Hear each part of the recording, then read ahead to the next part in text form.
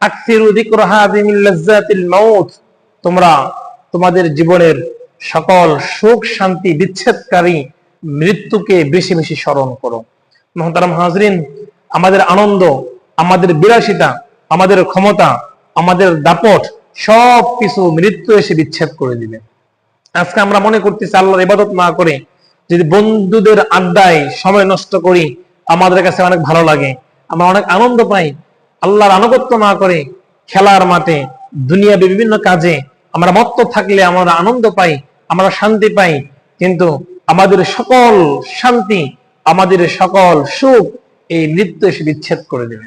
এই জন্য মৃত্যু আসার পূর্বেই আমাদেরকে আল্লাহর আনুগত্য করা উচিত, পরিপূর্ণ মুসলমান হওয়া উচিত, পরিপূর্ণ মুমিন হওয়া উচিত, আল্লাহ তাআলাকে চেনা উচিত, আল্লাহ তাআলাকে ভয় করা উচিত।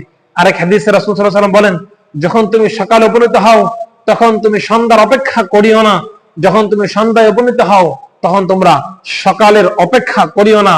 হতে পারে সকালে তুমি উপনীত হয়েছো, সন্ধ্যা আসার আগেই তুমি ইন্তেকাল করবে, অথবা সন্ধ্যায় তুমি উপনীত হয়েছো, তুমি সকাল হওয়ার আগেই তোমার ইন্তেকাল চলে আসবে।